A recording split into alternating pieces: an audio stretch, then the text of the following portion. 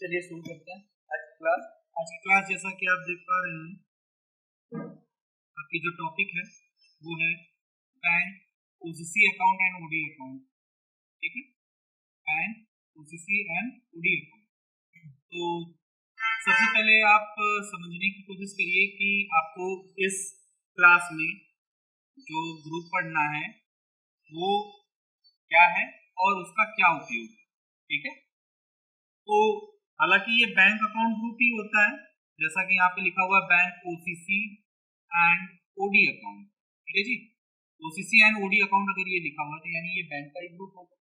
ठीक है, तो चलिए वन बाय वन देखते हैं कि आज की क्लास में आपको क्या पढ़ना है।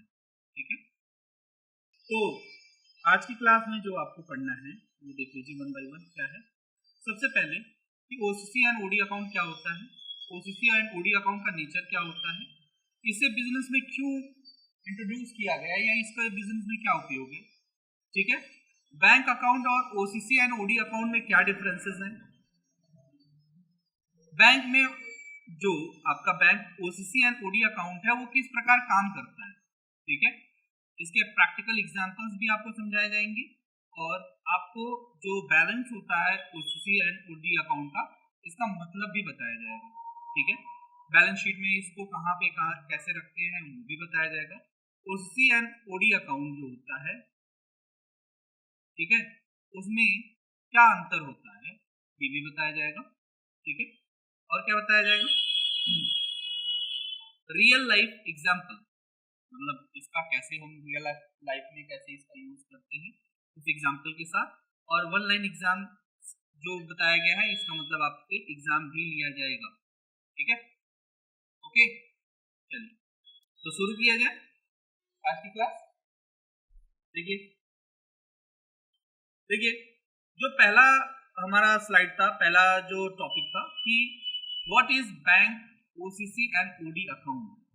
तो मैं आपको बता दूं, बैंक ओसीसी अकाउंट का जो फुल फॉर्म होता है वो होता है ओपन कैश एंड क्रेडिट, और ओडी का जो फुल फॉर्म होता है वो होता है,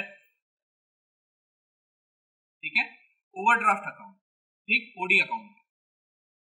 तो अगर हम बात कर रहे हैं ओसीसी एंड ओडी अकाउंट की, तो ओसीसी अकाउंट और ओडी अकाउंट इन दोनों को ही साथ में पढ़ा जाता है। क्यों? क्योंकि इनके नेचर लगभग सेम होते हैं, थोड़ा सा ही डिफरेंस है इन दोनों के अंदर।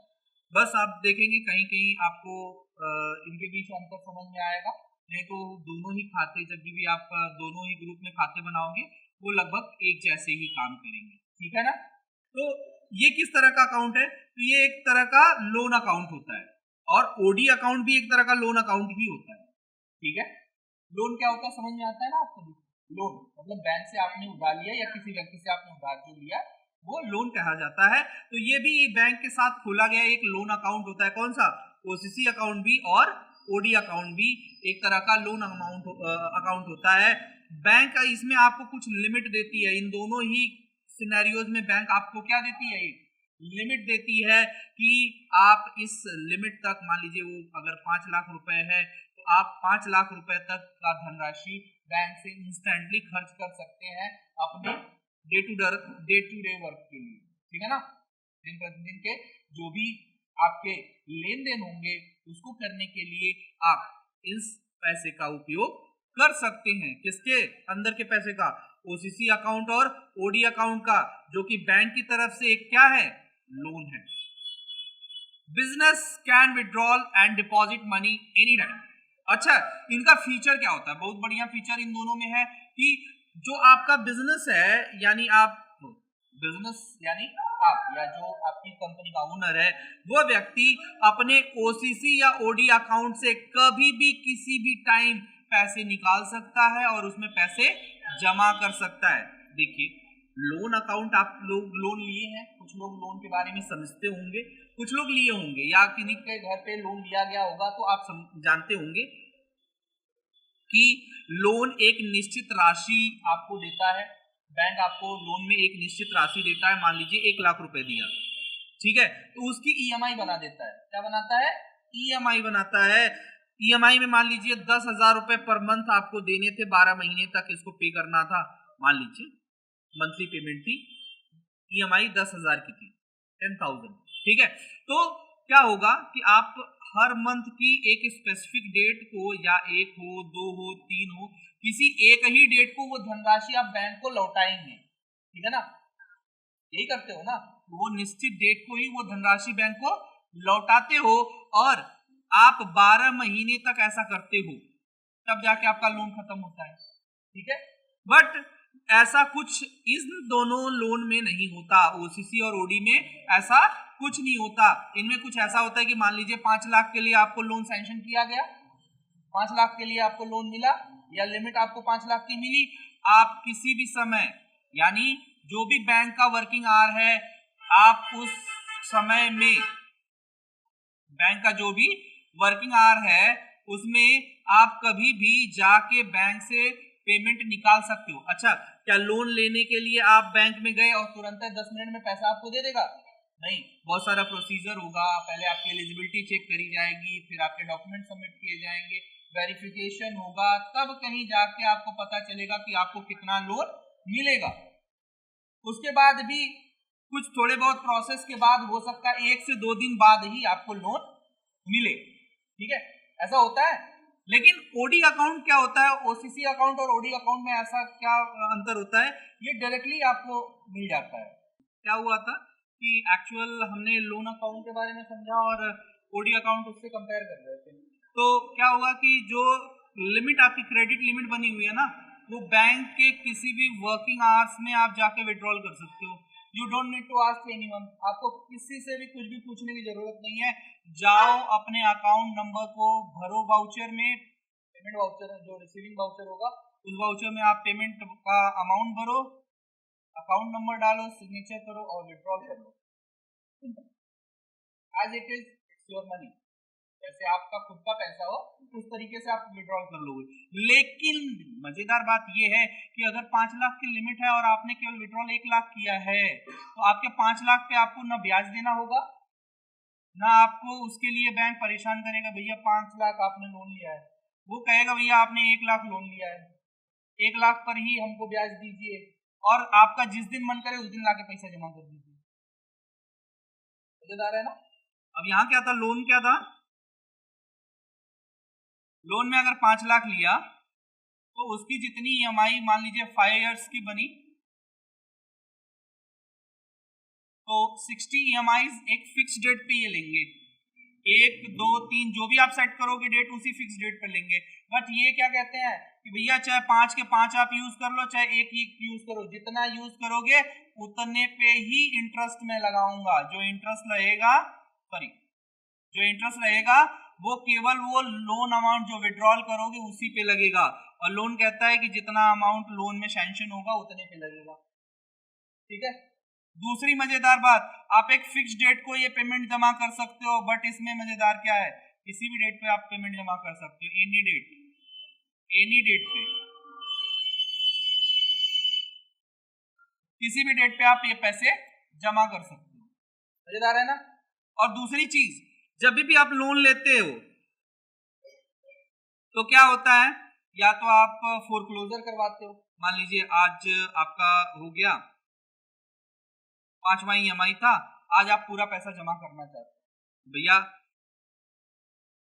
आज आपको ये लोन फोरक्लोजर करवाना पड़ेगा। आप ऐसा नहीं कि इसमें 5 तो EMI इकट्ठे जमा कर दो, 10 तो इकट्ठे जमा कर दो, ऐसा नहीं कर सकते। बट OD अकाउंट में तुम्हारे पास 5 लाख लिया है, 1 लाख हुआ, पटक दो उसमें ले जाकर, 1 लाख का EMI लगना, ब्याज लगना बंद हो जाएगा, बाकी कितने पे लगेगा, 4 लाख पर लगेगा, ठीक है जी। और जो ब्याज लगेगा उस ब्याज के साथ आपको डिपॉजिट करना होता है मनी, बस, ठीक है, सिंपल है। और ऐसा नहीं है कि इसमें कोई टर्म होता है इसमें कि आप इतने दिन बाद ही जमा करोगे, नहीं, आज आप शाम को निकाल रहे हो, शाम को निकाला, मॉर्निंग में 10 बजे तुम्हारे पास पैसे हो गए, जाके जमा करो, ठीक है। तो शाम से सुबह तक का जितना ब्याज हुआ रहेगा उतना ही वो लेगा, उससे ज्यादा कुछ नहीं लेगा, ठीक है जी, इतना ही सिंपल है। और ये दोनों अकाउंट सेम तरीके से काम करते हैं। चलिए देखिए nature of OCC and OD account क्या होता है भैया। तो नेचर की अगर आप बात कर रहे हो तो नेचर में पहली तो ये है कि ये प्राइमरी ग्रुप्स होते हैं, प्राइमरी ग्रुप है। और नेचर किसका होता है, लायबिलिटी यानी उधारी का होता है, ठीक है। और इसमें जो बैलेंस होता है वो ऑलवेज क्रेडिट बैलेंस होता है। क्या होता है, क्रेडिट बैलेंस।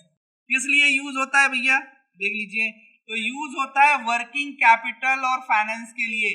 वर्किंग कैपिटल क्या होता है, जैसे तो भैया देखिए एक तो मजेदार बात, money withdrawal from the OCC and OD is bank money. ये किसके पैसे होते हैं, बैंक का पैसा होता है।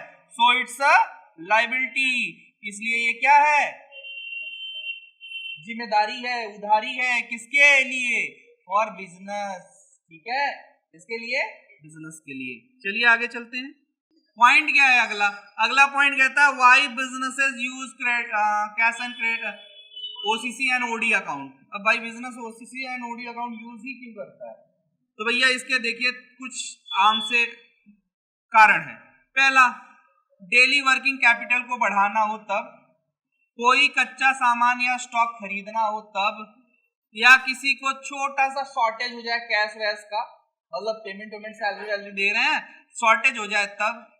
लो देन नॉर्मल लोन्स, अगर कहीं उसे लोन की जरूरत पड़ी, कहीं उसको लोन की जरूरत पड़ी तो भैया ये लोन से सस्ता है ना, क्योंकि इसका ब्याज दर कम होता है, इसलिए भैया मजेदार है, इसको निकाल लो, मैटर खत्म। चलो आगे बढ़ते हैं। चलिए देखिए अगला point, difference between bank account and bank OCC and OD account. क्या डिफरेंस होता है, तो जो इसमें मनी होता है वो बैंक में वो अपना होता है, और ओसीसी एंड ओडी अकाउंट वाला पैसा अपना नहीं, वो बैंक का होता है। इसका नेचर बैंक वाले का नेचर असेट का होता है, इसका नेचर उधारी का होता है। इंटरेस्ट इस पे क्या लगता है, यूजुअली कोई इंटरेस्ट नहीं लगता, बट इस पे इंटरेस्ट लगता है। इसकी कोई लिमिट होती है इसमें पैसे की, नहीं भाई, जितना है सारा निकाल लो, जितना मन करे उतना डाल दो। लेकिन भैया इसमें एक फिक्स क्रेडिट लिमिट होती है, उस लिमिट तक ही पैसे डाल सकते हो, उस लिमिट तक ही पैसे निकाल सकते हो, ठीक है। ग्रुप इसका क्या होता है, इसका बैंक अकाउंट ग्रुप होता है, इसका bank OCC and OD account group होता है, ठीक है। बहुत सिंपल है, बहुत ही सिंपल है। आगे बढ़ो, बात समझ में आ गई ना। ओके अगला पॉइंट देखिए, how OCC and OD account works, कैसे ये काम करते हैं। तो भैया सिंपल वर्ड्स में, मान लीजिए आपके खाते में एक सैंक्शन अमाउंट 5 लाख रुपए है और बिजनेस में आपको जरूरत पड़ी तो आप इस लिमिट तक पैसा निकाल सकते हैं।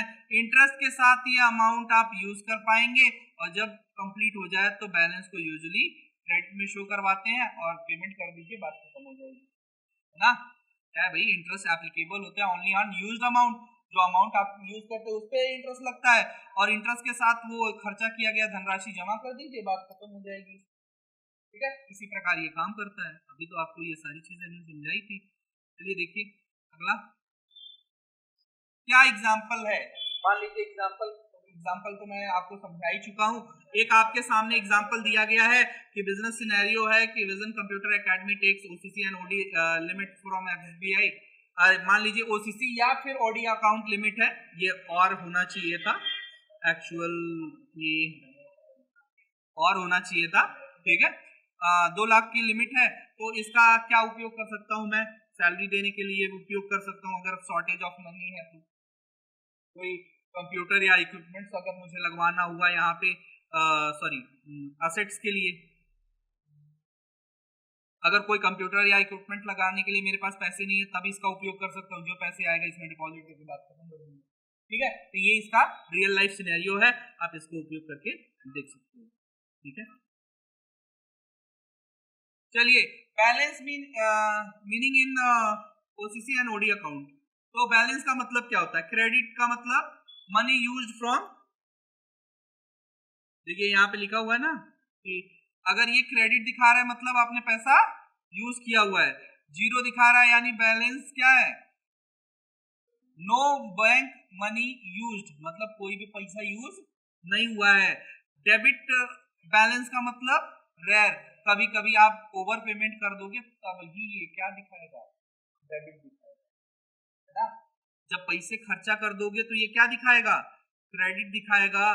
जब आप पैसे इसमें पे कर दोगे पूरा पूरा तो जीरो दिखाएगा। कभी कभी डेबिट भी दिखाता है जब आप ओवर पेमेंट कर देते हो, मतलब 5 लाख की लिमिट थी, आप मान लो गलती से 6 लाख उसमें पे कर दिए, तो 5 लाख निकाले थे, गलती से 6 लाख पे कर दो, 1 लाख ज्यादा हो जाएगा ना, 1 लाख ये डेबिट दिखाने लगेगा। ठीक है भैया, चलिए क्लियर हो गया, आगे बढ़ते हैं।